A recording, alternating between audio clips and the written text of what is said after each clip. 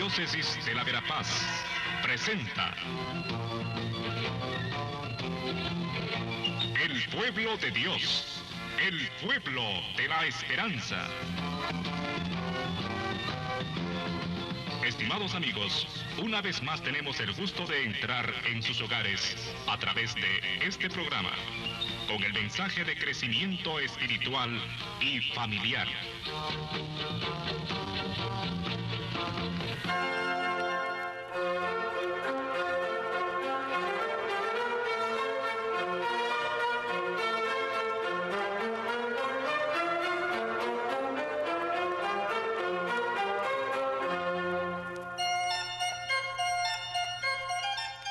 Saludos cordiales amigos, amigas, en este 21º domingo del tiempo ordinario, en el cual con San Lucas, en este ciclo C, pues vamos siguiendo esa subida de Jesús hacia Jerusalén, en la cual se resumen o se ponen en estos capítulos una serie de reflexiones que interesan en especial a los que quieren ser discípulos de Jesús. Acordémonos que Él va enseñando en el camino de la subida.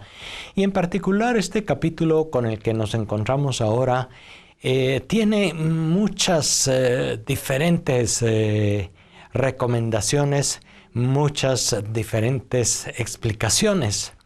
Parece que los que han recopilado las enseñanzas de Jesús, los evangelistas, pues pusieron juntas una serie de cosas que a veces pues no hacen fácil el hacer una interpretación de el texto, puesto que tiene muchos elementos. Hay que centrarse pues en alguno y sacarle un poco más el jugo. Esa puede ser una manera de acercarse a la Sagrada Escritura, centrarse en algún punto que llame más la atención y hacer la reflexión sobre ese elemento. Yo me he fijado ahora en este texto, en particular del tema de la salvación. Fíjense que es un tema del que se habla mucho, es una palabra que está en boca de mucha gente, en especial la gente más cercana a la religión, ya sea católicos, evangélicos o también religiones no cristianas, como son los budistas, los shintoístas y el mismo Islam o musulmanes. Todos tienen este tema de la salvación. Todo el mundo habla de la salvación, pero en realidad hemos de ver que todo el mundo la entiende un poco de manera diferente. Y luego cuando vamos a las personas de manera individual, pues también hay concepciones diferentes de lo que puede ser la salvación. Es por eso la pregunta de aquella gente, ¿serán muchos, serán pocos los que se salven?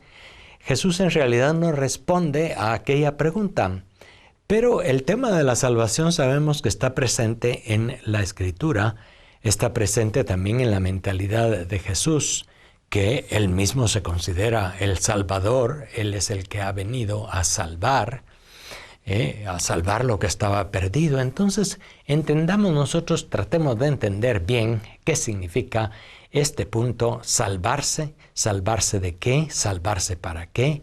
¿Quién se salva? ¿Cómo se salva? ¿En qué consiste la salvación? Una serie de preguntas que es interesante plantearse en este domingo 21º del tiempo ordinario.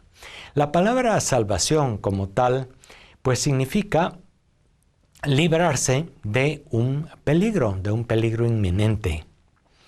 Cuando un médico dice que fue exitoso en una operación de un paciente que vino en estado grave y de emergencia, pues dice, se logró salvar. Se salvó de aquel peligro inmediato. Podemos decir que la primera acepción, el primer significado que tiene la palabra es eso, liberarse de un peligro que por otra parte es inminente. La gente puede salvarse de un accidente, uno puede salvarse de la muerte en un determinado momento, ¿no? Bien, y en el plano de lo común también, no es algo que tiene que ver nada más con cada persona, sino tiene que ver a veces también con colectivos que se salvan de alguna dificultad. En fin, desde el punto de vista religioso también para nosotros, ¿qué significa salvarse? Fíjense que ahí es donde comienzan las divergencias. Algunos, tal vez con una mentalidad muy dualista, es decir, este mundo es material, este mundo es corrupto, este mundo es pecaminoso, y hay otro mundo que es espiritual, santo, puro, perfecto, etc. Para el que tiene esa mentalidad dualista, dos cosas claramente diferenciadas y apartadas, pues la salvación puede significar salir, librarse de todo este mundo corrupto, pecaminoso, material, perdido, etc., para salvarse hacia un mundo espiritual, puro, perfecto. Por supuesto que eso no se lograría estando todavía aquí, en medio del mundo material, físico, histórico, sino tendría que lograrse pues saliendo de la historia, yéndose hacia otra dimensión. Y esa es una manera como se ha entendido a veces la salvación, y en particular también como se ha entendido por algunas corrientes o por algunas personas la salvación cristiana. Ya en los inicios de la historia de la Iglesia hubieron personas que se apartaron completamente del mundo de los negocios, del mundo del matrimonio y la familia, del mundo del trabajo, etcétera, para vivir una vida alejada de la sociedad y de los demás, puesto que pensaban, de una manera en cierto modo un poco equivocada, que solo huyendo del mundo, huyendo, es la palabra exacta, como se huye de un peligro, pues iban a lograr la salvación, es decir, salir de un mundo material y completamente corrupto y arruinado a un mundo perfecto, espiritual. Estos días hemos estado en Cobán hace apenas unos 15 días con las celebraciones de los dominicos, que justamente surgieron hace 800 años en la Iglesia para tratar de aclarar unas ideas que no estaban correctas sobre el tema de la salvación. Y eran precisamente las ideas de los cátaros o albigenses, que eran una secta que ya hace 800 años, pues pretendía que la salvación consistía en alejarse lo más posible, descontaminarse del mundo de la historia, de la materia y de todo lo demás, para constituirse en un grupo de perfectos, de puros, apartados por supuesto de los demás y apartados también de la mayoría de la gente en la misma iglesia.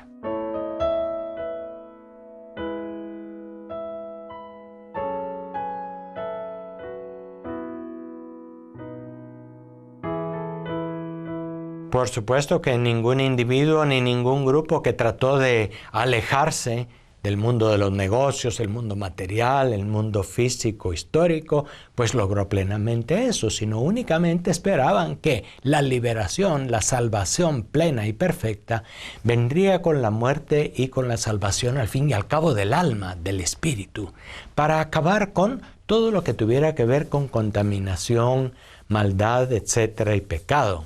Esa fue el error o la herejía, como se solía llamar en aquel momento, de los cátaros o albigenses, que los dominicos en su primera misión pues tuvieron la tarea de aclarar y de orientar a la comunidad cristiana con respecto a este tema.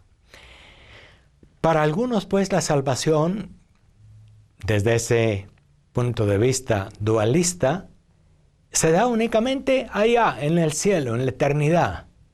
Y para estas personas, por lo tanto, lo que significa salvarse, salvación, es la salvación del alma, que es el espíritu. y todo lo demás pues no vale. Hay quienes han visto la salvación únicamente de esa manera y por lo tanto eso ha traído como consecuencia un desprecio del cuerpo, un desprecio de la historia y de este mundo.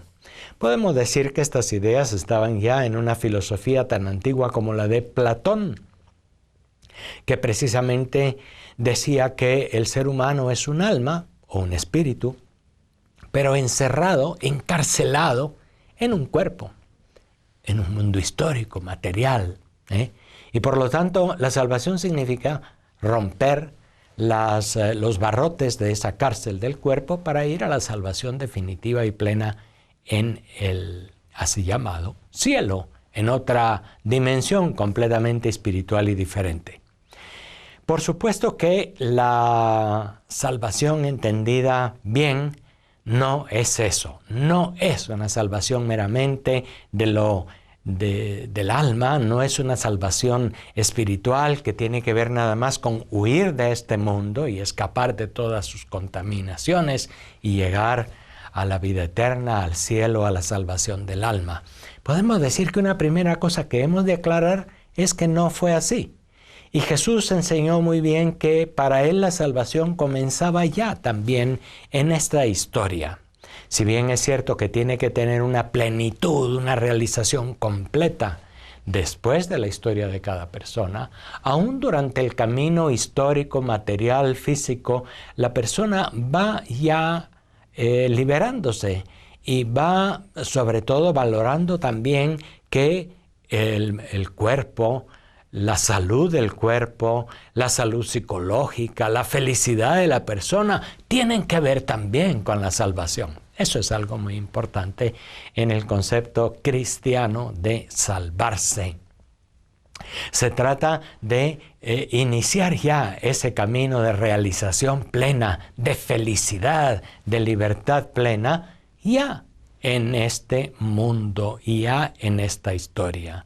Fíjense ustedes que Jesús mismo dio señal de esto. Él es el Salvador, pero no únicamente del alma, no ha venido a hablarnos únicamente de la salvación eterna en el cielo.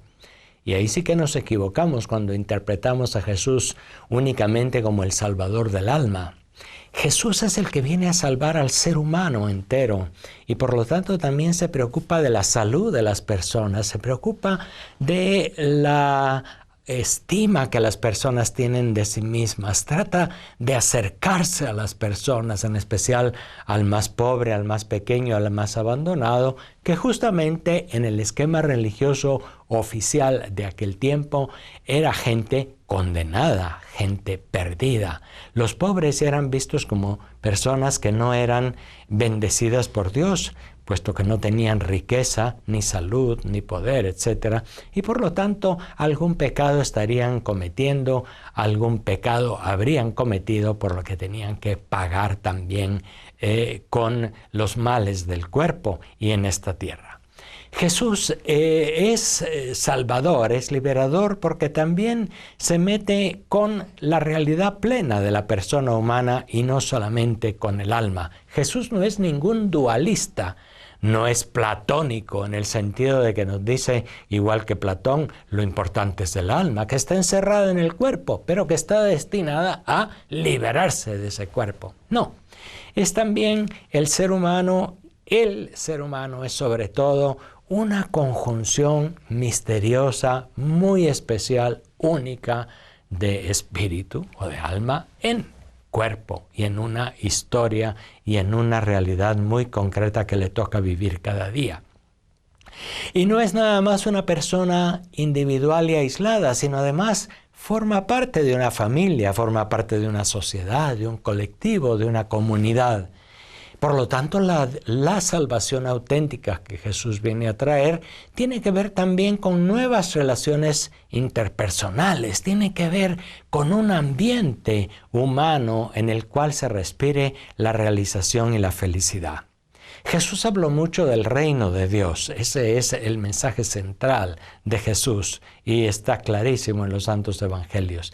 Y ese mensaje central tiene que ver no únicamente con el reino de Dios allá en el cielo. aunque San Mateo en muchas ocasiones le llama el reino de los cielos por el respeto que tenían a mencionar el nombre de Dios en aquellos contextos de los judíos más estrictos. Sin embargo, cuando se habla del reino, se habla del reino de Dios. Y este reino de Dios no es algo únicamente allá, en las alturas, en una dimensión posthistórica, después de la historia de cada uno, después de la historia entera de la humanidad, en la eternidad, sino el reino de Dios es ya una realidad que ha comenzado ahora y por lo tanto hay gente, hay muchos que van ya salvándose ahora, que van entrando en esa dinámica liberadora de Jesús, que además es integral. No es nada más algo que tiene que ver con el espíritu y el alma, repito, sino que tiene que ver con el cuerpo, tiene que ver con la mente, tiene que ver con los pensamientos, con todo el ser de la persona. Es interesante pues plantear así la verdadera liberación, la verdadera salvación. ¿Ven ustedes entonces cuáles son los elementos de lo que los cristianos entendemos por salvación? No es algo únicamente espiritual, no es algo dualista que está para la otra vida, no es algo nada más individual, es algo que tiene que ver con los demás y con la sociedad entera que debe también salvarse, que ya se va salvando. El reino de Dios es algo que ya va dando fruto, es una semilla que ya va germinando, es una red tirada en el mar en la cual ya hay muchos peces buenos, aunque también hay otros peces y basura que nos sirve. Sin embargo, ya hay en el camino de la fe cristiana una salvación. La gente que se acercó a Jesús en aquel momento preguntaba cuántos irán a salvarse. Había una preocupación por la cantidad, por el número, precisamente porque la cuestión se veía muy difícil. Si vemos bien, Jesús no responde a esa pregunta, sino va explicándole el asunto un poco más ampliamente.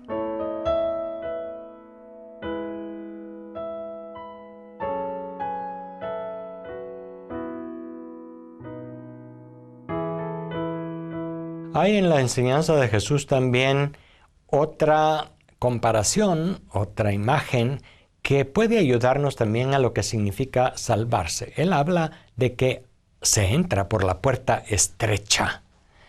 Y eso nos está hablando de otra enseñanza de Jesús a sus discípulos. Salvarse y entrar por el camino del reino de Dios nunca será una cuestión tan simple y sencilla. Requerirá cierto esfuerzo. Se le llamaba la puerta estrecha a una pequeña puertecita peatonal, podríamos decir hoy, en la gran muralla que cerraba las ciudades y que las fortificaba en aquel tiempo. Había una puerta grande en la cual se podían entrar las carretas, los caballos, las grandes peregrinaciones de gente, las caravanas de peregrinos, de comerciantes con sus cajas, sus cargas, etc. La puerta ancha y grande. Y había otra puerta pequeña, estrecha, que era peatonal. Prácticamente entraba una persona a la vez.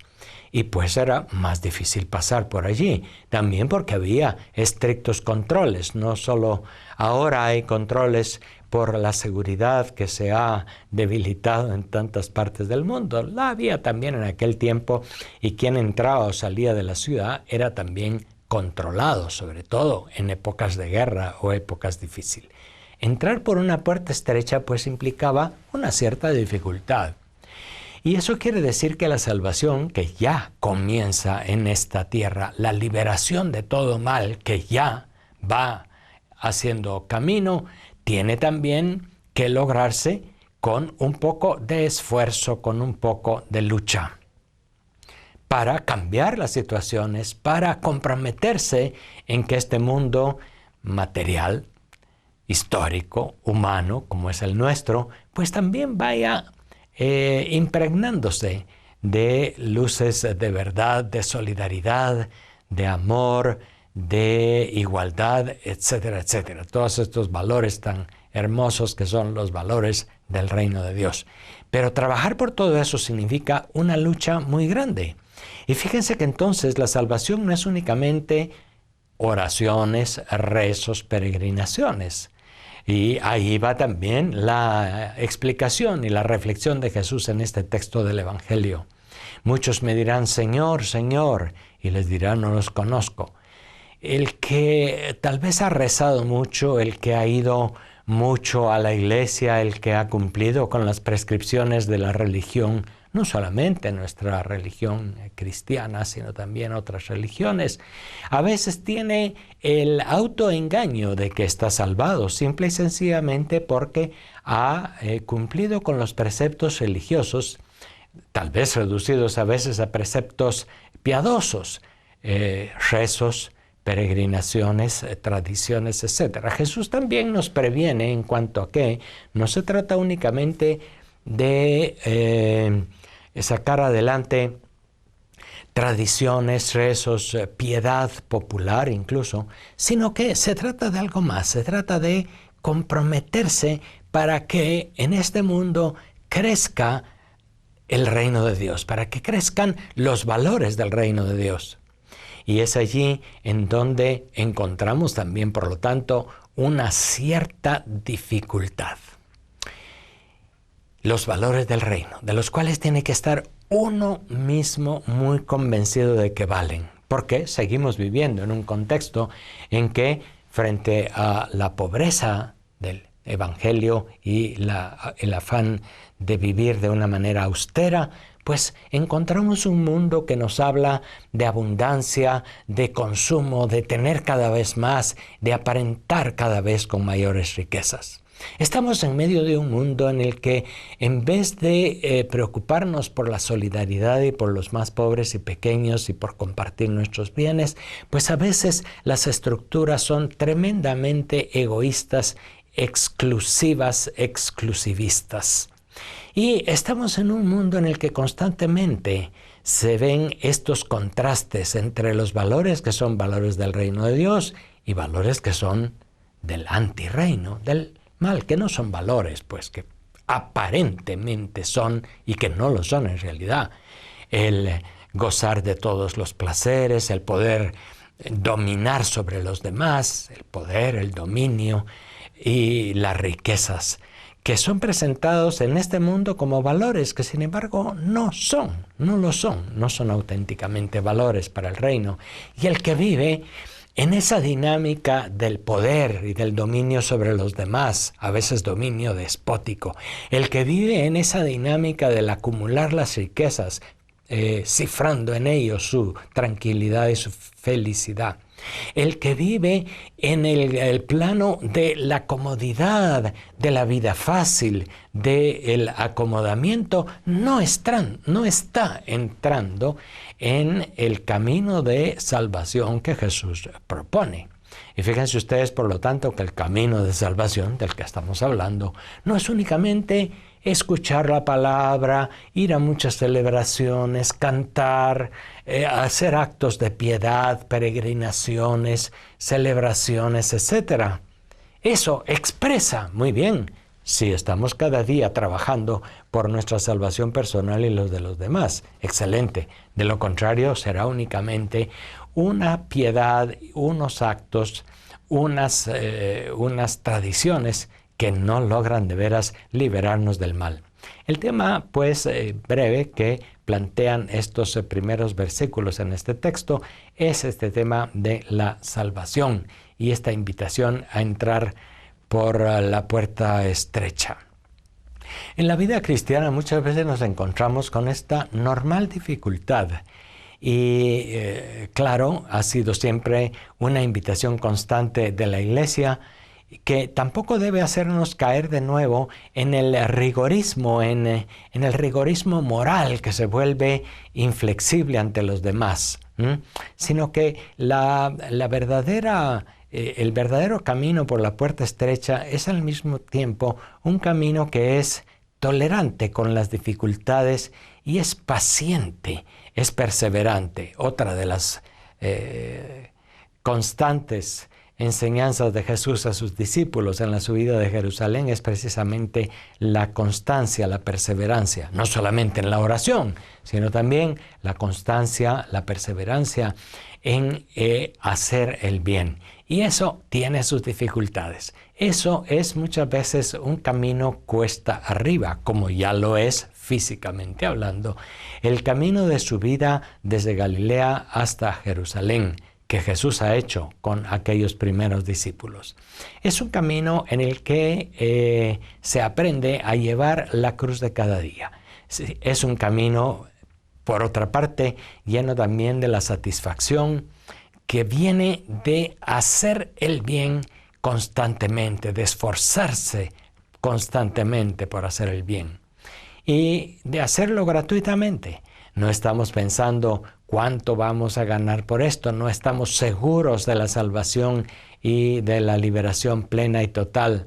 No estamos absolutamente seguros y tranquilos como estaban tal vez aquellos fariseos con los que Jesús está polemizando, que tenían, según ellos, asegurada su salvación precisamente por el cumplimiento hasta de los más pequeños detalles de la ley, del sábado, de los diezmos, etcétera, etcétera. La salvación no era tan fácil de conseguir como ellos pensaban. Era una vida bastante más exigente, pero en el compromiso por la liberación de tantas otras estructuras. Mientras que la vida de los fariseos más estrictos, no hay duda que tenía también sus dificultades, pero ellos eran estrictos en el cumplimiento de la ley y eran, por lo tanto, también a veces rigoristas, exclusivistas y despreciaban a todos aquellos que no entraban por ese camino. Es por eso que ver lo que significa salvarse, de qué nos salvamos, cómo nos salvamos, qué significa, es muy importante entenderlo bien desde la mentalidad de Jesús. Los discípulos que van acompañándole y que lo van siguiendo se dan cuenta de que Jesús tiene un punto de vista muy, muy diferente. No siempre lo entienden. No lo entenderán exactamente sino hasta que reciban la fuerza del Espíritu Santo en Pentecostés. Y es necesario también cuando escuchamos la palabra, cuando entramos en estas exigencias de Jesús, también pedir al Señor que nos dé la fuerza de su Espíritu para comprender sus caminos, para entender lo que Él quiere decirnos por camino de salvación.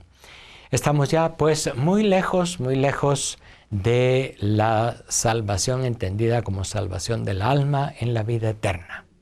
Y ya estamos muy lejos de entender las obras de piedad, los sacramentos, las celebraciones, etcétera, simplemente como únicos medios de salvación. Antes se enfocaba mucho la cuestión por ese lado. Gracias a Dios, desde hace 50 años con el Concilio Vaticano II las cosas han ido cambiando bastante y nuestro enfoque ahora es bastante más cercano a lo que fue realmente en los orígenes con Jesús y sus discípulos. El concepto de liberación, que también ha elaborado tanto la teología de la liberación en América Latina, nos ha ayudado también en nuestro contexto latinoamericano a entender cómo la verdadera salvación no tiene que ver únicamente con la vida eterna, sino también con las estructuras y las realidades de nuestro mundo. Hasta la próxima. Gracias por su amable atención.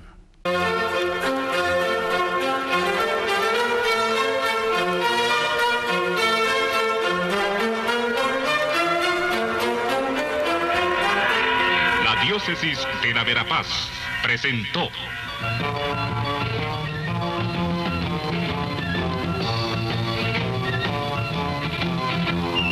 El pueblo de Dios, el pueblo de la esperanza. Agradecidos por su atención al mensaje de crecimiento espiritual y familiar. Hasta otra oportunidad.